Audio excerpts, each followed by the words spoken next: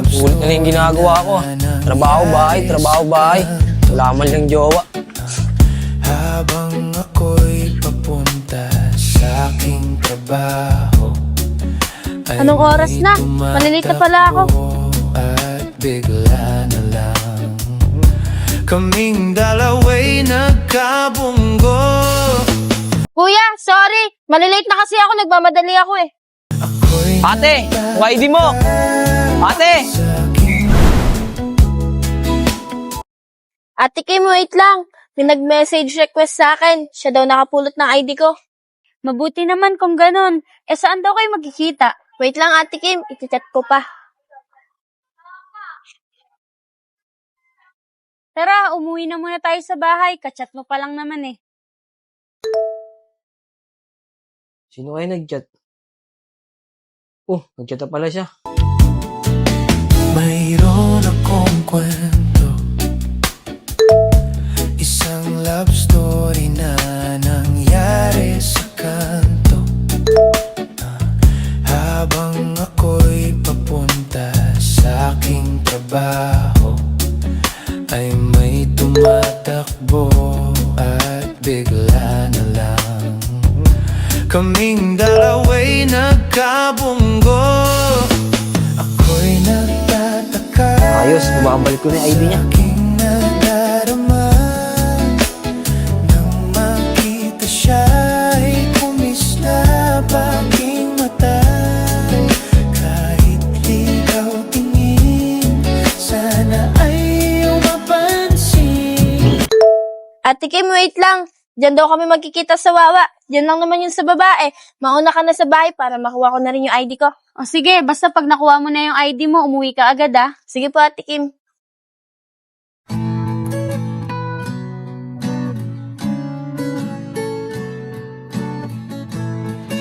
Mukhang wala pa siya. Doon na nga muna ako.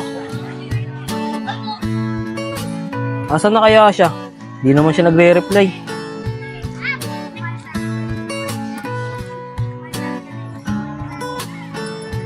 Ayun na kaya siya?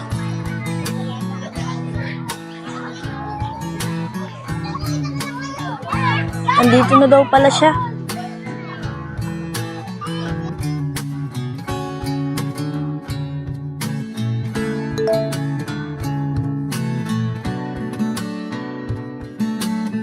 Ayun pala siya. Ikaw pala si Sophia Nicole. Oo, Sophia pangalan ko. Pero tawagin mo na lang akong Iya. Ah, Iya pala pangalan mo sa FB. Kaya pala hirap na hirap kami hanapin kanina. Oo, palayaw ko kasi yung Iya eh. Ah, kaya pala. Ito na nga pala yung ID mo. Salamat ah. Ako nga pala si Aaron.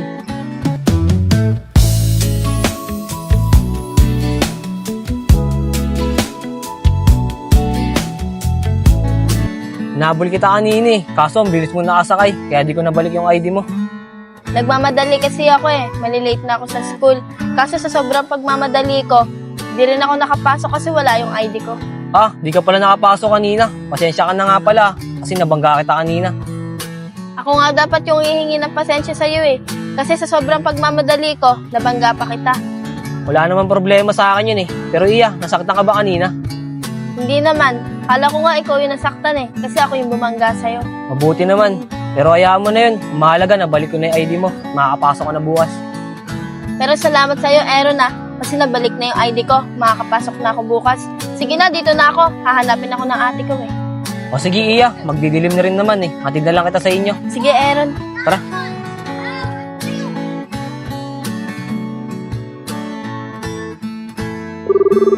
Tumatawag ah. Hello? Hello, Rod. Dito ako sa baba. Hintayin kita. Tara, sabay na tayo. Sige dong, pababa na rin ako. Oh, ayun na pala si Aaron. Ron, alam mo na ba yung balita? Di dong, ano ba yun? Nagtatanggalan daw sa trabaho natin ah. Magpapawas daw ng tao. Ganun ba dong? Siguro naman di tayo matatanggal dun. Kasi matagal na tayo kay boss. Kaya nga eh, hirap pa naman maghanap ng trabaho. Sinabi mo pa, tara na, sakay na tayo, baka malit pa tayo. Tara. Ay dong, wait lang. Sabay na natin si Iya. Iya, papasok ka na ba? Tara, sabay ka na sa amin. Saan ka ba? Diyan lang ako sa koronasyon. Sige, sabay na ako sa inyo. Sige.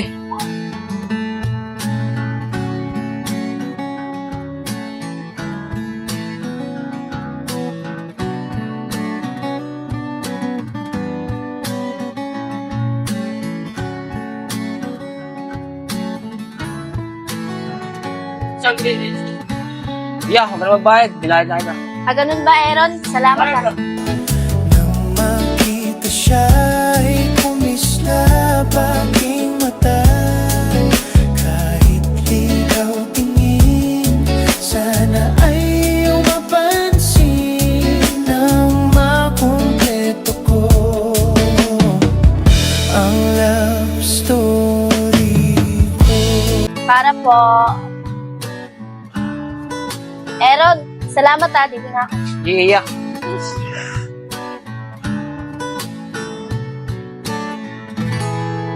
Bait naman ni Aaron. Nilibre niya pa ako ng pamasahe. Nakakaya tingin sa kanya.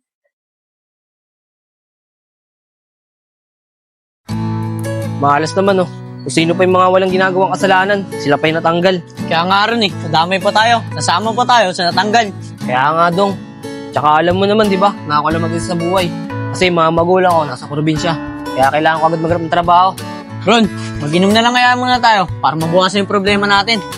Talaga ba dong? Nakakuha ng problema yung alak. Oo Ron, kahit makaisa lang tayo, tanggal yung problema natin. Tara, doon na lang tayo sa inyo. Tara. Tara dong, dito tayo sa loob. Tara.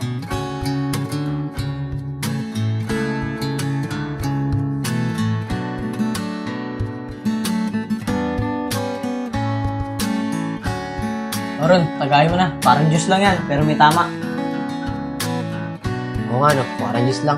Paano ngayon yan, Ron? Saka maghanap ng trabaho? Hindi ko pa nga alam eh. Buti ka pa, may pamilya ka dito. Itutulong sa'yo kahit wala kang trabaho. Eh Ron, umuwi ka na kaya ng probinsya nyo kasi mahirapan ka dito, lalo na wala kang trabaho.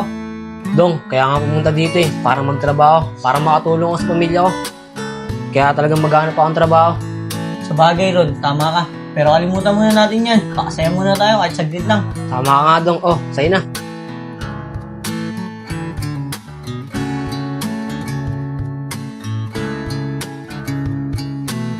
The shit na to. Aaron! Aaron! Wala na, lasing na to.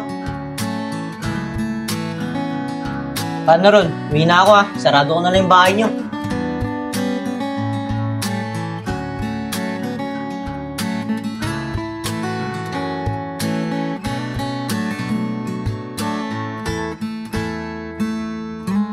Oh, ang si Badong. Nakatulog pala ako. Alabas nga muna.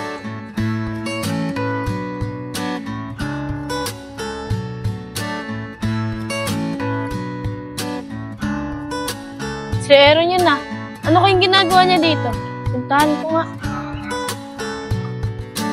Wala dito sila Junel ah. Saan kaya sila? Tambay nga muna dito, makapag-relax.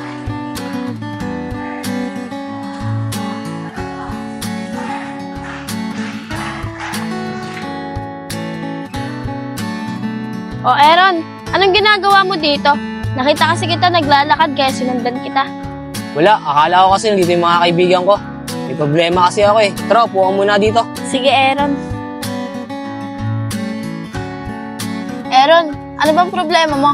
Tsaka di ba pumasok ka? Wala iya, sa akin na lang yun. Ganun ba? Pasensya ka na kung natanong pa kita. Nga pala, tiga dito ka lang ba? Oo, tiga rito ako. Diyan lang ako sa kabilang kanto. Tsaka nga pala, ba't amoy alak ka? Oo iya, nag-inom kami ng katrabaho. First time ko lang kasi mag-inom eh. Tanggal kami sa trabaho, kaya napainom ako. Ganun ba? Ibig sabihin, ayun pala yung problema mo. Tsaka di naman dinadaan sa alak yan eh. Hinaharap yan. Yung kasi sabi ng katrabaho ko eh, kapag uminom ka, wala din yung problema mo kahit pa paano. Bakit? Simula ba nung nag-inom ka na wala ba yung problema mo? Yun na nga eh, may tama pa ako ng alak kanina, nawala yung problema ko. Pero ngayon, dala-dala ko na naman ng problema ko. O di ba hindi solusyon ng alak para mawala yung problema mo? Bakit? Pwede ka pa naman maghanap ng ibang trabaho ah. Sa totoo talaga, mahirap maghanap ng trabaho. Lalo na, hindi ako nakatapos ng high school. Tsaka sa probinsya ako lumaki, hindi rito sa Maynila. Kaya pala, bago ka lang dito sa Maynila. Siya nga pala, bakit ka nga pala nakapagsapalaran dito? Kaya nga hindi ako nakatapos ng high school eh. Kasi mahirap yung buhay sa probinsya. Kaya nakipagsapalaran ako dito. Baka sakaling matulungan ko sila nanay. Kinaya mo nga makipagsapalaran dito eh. Kaya naniniwala ako na kaya mo agad makahanap ng trabaho. Kaya huwag ka mawalan ng pag-asa. Basta iya, di ko talaga alam. Ano ka ba, Aaron? Kayang-kaya mo yan. Kaya bukas, simulan mo na agad maghanap ng trabaho. Ako'y nagtataka sa aking nadarama nang makita siya'y kumislap aking mata. Maraming salamat sa'yo, Iya. Wala yun, ano ka ba? Tara na, para makauwi na rin ako. Tara. Kahit ligaw tingin, sana ay iyong mapansin nang makumpleto ko ang love story ko.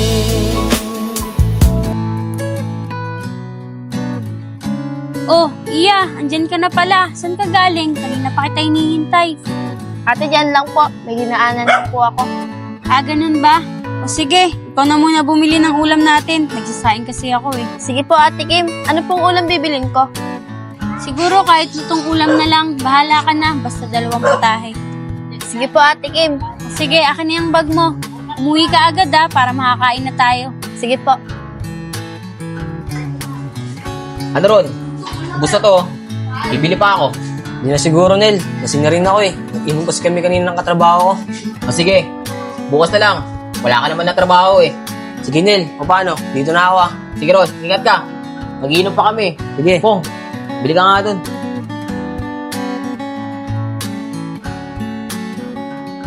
Lasing na ako ah. Ayaw umuwi.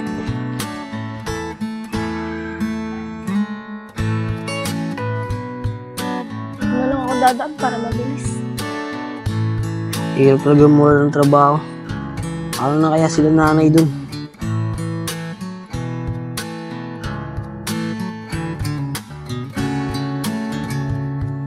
Aaron? Aaron?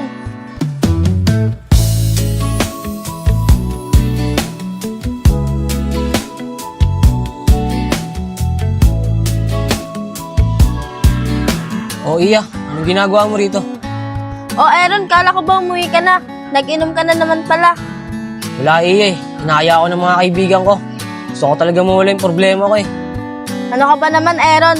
Di ba nga sabi ko sa'yo, hindi alak ang sagot sa problema mo? Tumayo ka nga dyan. Mayroon akong kwento, isang love story na nangyari sa kanto. Iya, di ko na talaga alam gagawin ko. Iniisip ko din kasi sila nanay. Ako lang inaasahan nila dun. Ano ka ba naman, Aaron? Mas lalo lang madadagdagan yung problema mo dahil sa alak na yan. Please lang, tigilan mo na yan. Makakahanap ka pa na mas magandang trabaho. Sige Iya, simula ngayon, makikinig na ako sa'yo. Tama yan, Aaron. Wala namang mawawala kung makikinig ka sa akin eh. Iya, maraming salamat talaga sa'yo ah. Habang ako'y papunta sa aking trabaho, ay may tumatakbo at bigla na lang Buti na lang talaga, andito ka.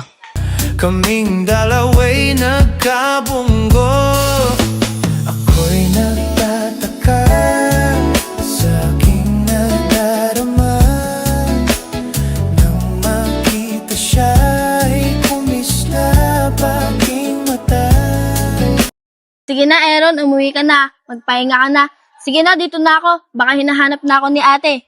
Inutusan lang kasi ako bumili ng ulam ni ate. Sige na Iya, mag-ingat ka dyan ah. Ano mag-ingat? Ikaw ang mag-ingat kasi lasing ka. Maraming salamat talaga sa'yo Iya.